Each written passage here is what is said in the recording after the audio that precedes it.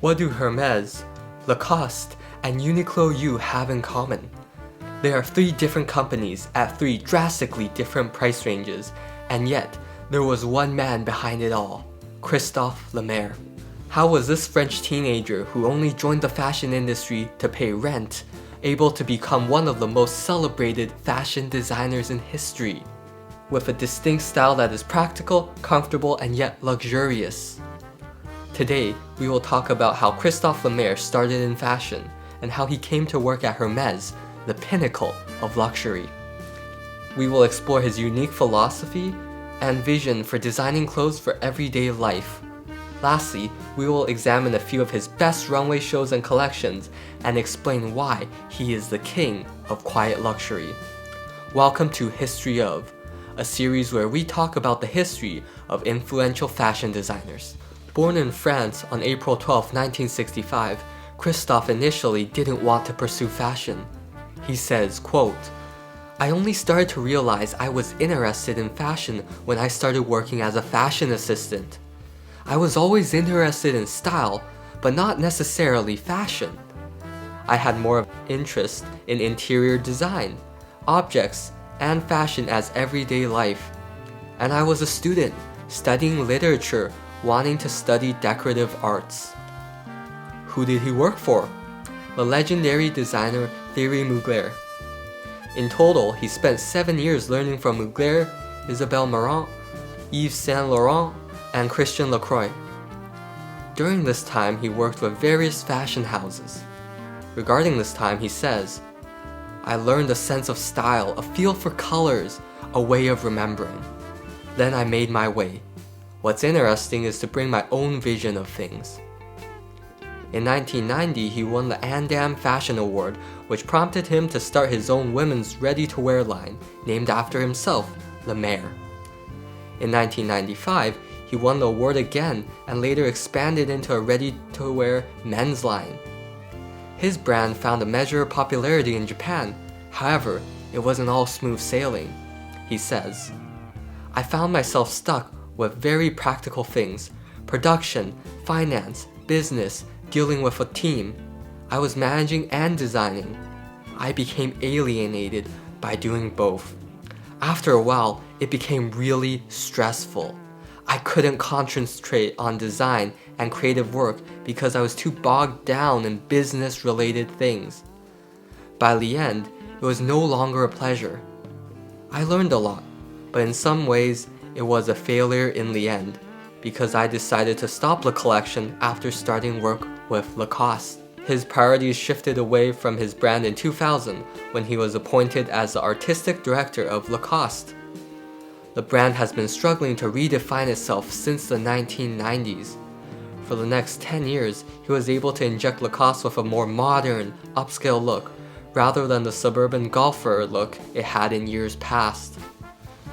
In 2011, with the departure of Jean-Paul Gaultier, Christophe Lemaire replaced him as the Hermès women's ready-to-wear line creative director. At first, this may seem odd, and many thought so. But in reality, this was a brilliant move. Christophe was already solidifying his design philosophy centered around simple, high-quality pieces with little branding, and Hermès, at times, was the pinnacle of the world of quiet luxury. Precisely crafted and timeless clothing was a mainstay at Hermès, and this was his specialty. He says, "The Hermès style very much fits with everything I've been talking about. At Hermès, it's more about timeless fashion, quality, and style. I'm also incredibly proud because it's one of the very last big luxury companies with ethics. There's a true ethic there and a true sense of responsibility towards crafts, quality, and real luxury. Now I have to prove that they made a good choice." Overall, he had success at Hermès and delivered outstanding results. He felt the whole experience was a good learning opportunity for him. His collections built on the foundation that was Hermès, but he truly infused his own principles into the design. What do I mean? Let's compare his shows with his predecessors. Here is footage of one of Jean-Paul Gaultier's last collections for Hermès, Spring-Summer 2011. Hermés Women's Spring-Summer 2011. The show is equestrian themed, even with live horses and a very rowdy atmosphere. The show is much louder and more intense than anything Christophe ever did at Hermès. Both designers utilize the Hermès heritage in different ways. In this show, there is a strong emphasis on leather, and many accessories are all equestrian themed. There are always timeless designs, but here, there are also more adventurous, more revealing items too. There's a mix of more trendy pieces, and more personality is present, but at the expense of being less timeless and less versatile. The entire atmosphere is not similar at all. This show is exciting, but Christophe's shows are more quiet. His shows have a sense of simplicity, serenity, and luxury. His stay at the luxury fashion house was short-lived.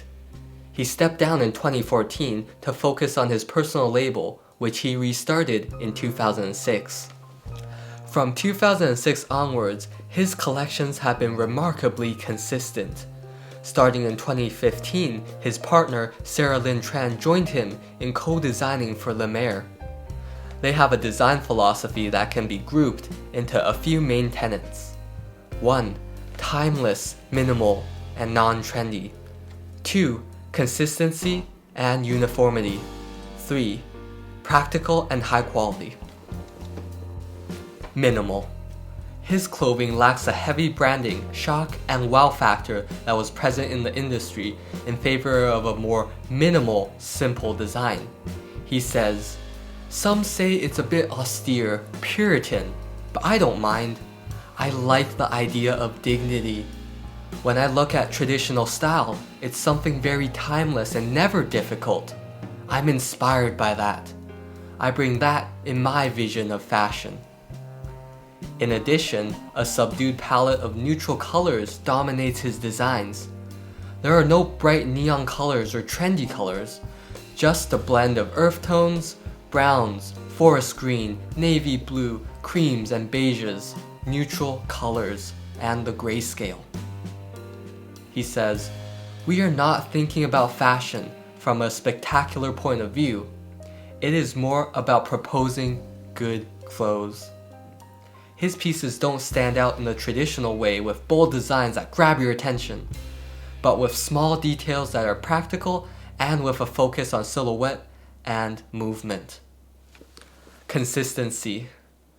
His seasons are not really seasons in the traditional sense. Sarah Lynn says, "Every season is thought as a continuum of the previous one."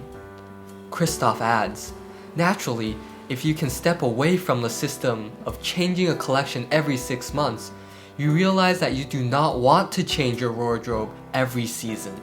You just want to build your wardrobe. If you notice someone really elegant, you will notice that there is a kind of uniformity, a kind of stability. I think stylish people know themselves. They know how to dress. They know what suits them, their body, and what makes them feel confident. That's not changing every 6 months. That's just absurd." Rather than reinvent the wheel every 6 months, they build on the solid foundation that they've created. Sure, there are new and different themes and ideas they play with within each season, but despite that, there is a sense of cohesion. You'd be hard-pressed to identify which season a piece of garment came from. You can mix and match and it won't look out of place. Practical. Good quality clothes for living in, not for runway shows, not for specific occasions, just for everyday life. He says, "We are interested in the quality of life and we think about clothing as being part of everyday quality of life. The fabrics are carefully chosen and manufacturing standards are upheld to create clothing that is comfortable, durable, and practical and enhances the ordinary life we all live." He says, "Because in our relationship to clothes, it's not necessarily what you show to the outside world, but how you feel in the clothes, which matters." His focus is on clothing that makes you feel good about being you. Dressing up is not something superficial, he says. Dressing up is actually something very intimate. It's about knowing yourself. It's about expressing yourself. You can be loud, you can be eccentric, you can be quiet. But you have to be yourself. Because the minute you're not yourself, you're disguised. And this is not the point of fashion.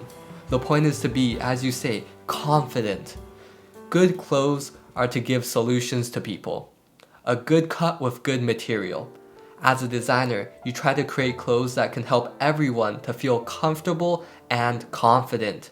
To feel strong when they feel weak. Asian inspiration. They also have a few reoccurring themes and inspiration. Much of the clothing is 1920s Asian inspired with a lot of Japanese inspiration too. There is a focus on the Japanese concept of ma, which means negative space. Ma emphasizes not only the subject, but also places emphasis on the surrounding empty space. Some illustrate it as the concept of the silence between the notes which make the music. There is also a focus on the overall style rather than on particular unique pieces. Everything is supposed to be harmonious and uniform, which is culturally more of a collectivist viewpoint, which is common in East Asian countries and cultures, as opposed to the more individualistic approach that many Western countries have adopted.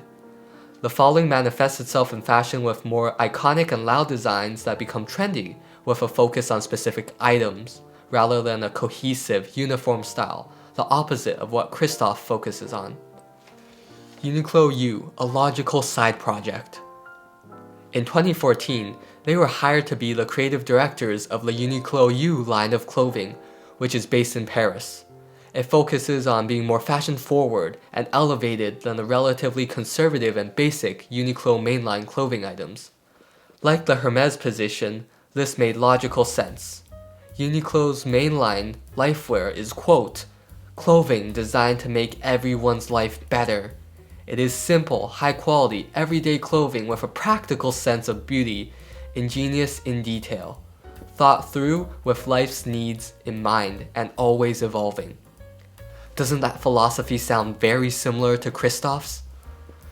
With Uniqlo U, Christophe was able to make his designs available to a wider audience at an affordable price point.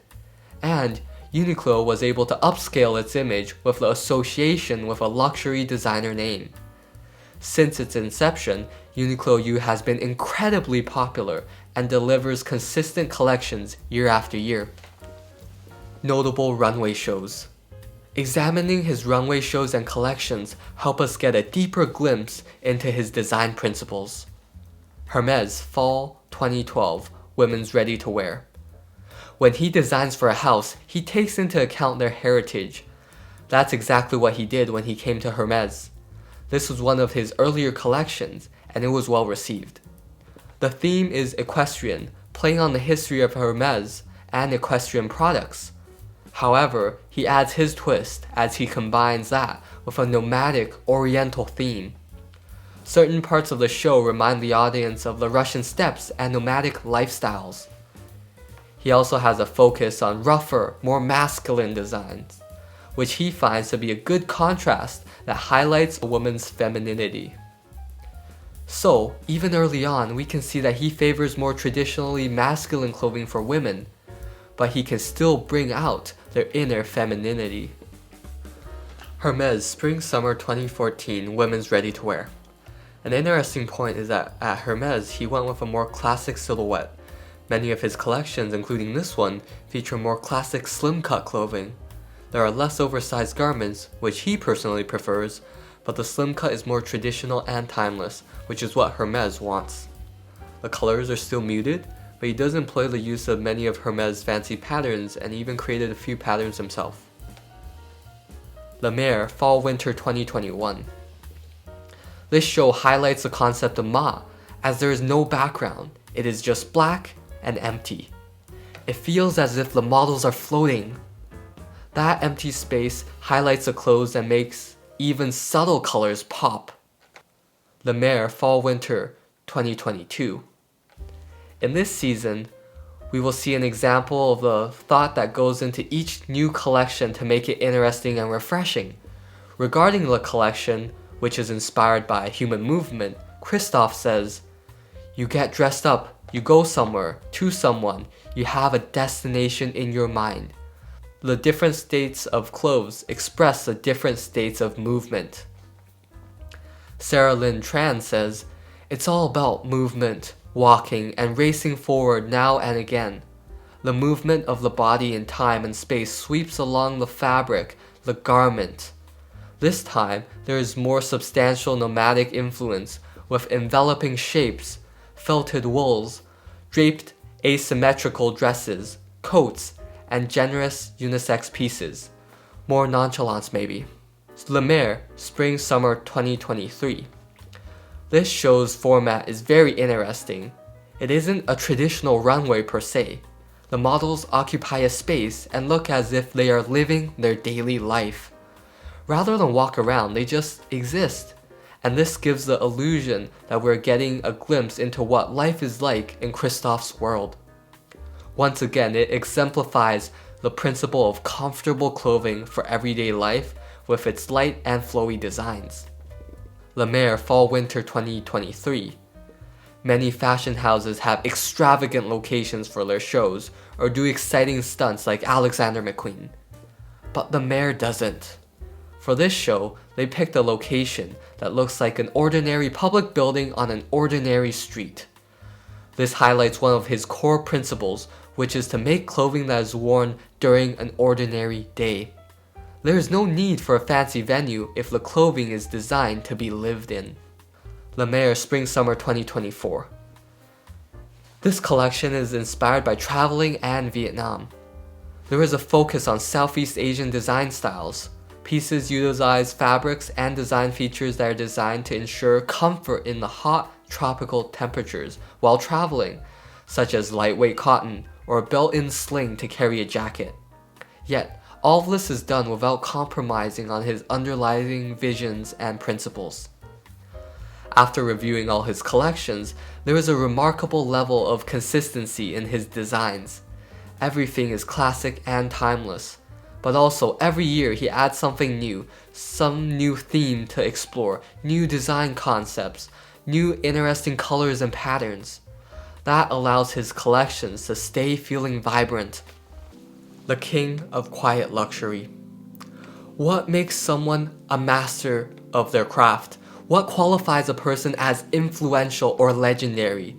Is it not a vast array of different experiences under their belt, the ability to thrive no matter what circumstances they're under, and an unwavering dedication to their philosophy? No matter if he's designing for the rich and famous, unhinged and unlimited at Hermés, or for the average consumer with severe constraints at Uniqlo U, Christophe Lemaire manages to bring forth his philosophy of minimal, consistent, and practical clothing. We live in a world where consumerism is destroying the environment. Fast fashion with its shoddy products that are meant to be worn, then discarded, is commonplace. Large fashion conglomerates continue to push new trends at breakneck speed, and social media exacerbates the problem, creating microtrends that sometimes last only for a few weeks before switching to the next new thing. This is not sustainable. This is not healthy. However, all is not yet lost. As one of the few remaining bastions of responsible design, Christophe Lemaire says a confident, "No, I don't think I'll comply." He is upholding the values and ethics that make clothing sustainable for both the mind and the environment. I believe he is the king of quiet luxury. True quiet luxury isn't about looking wealthy. It is simply about good clothes.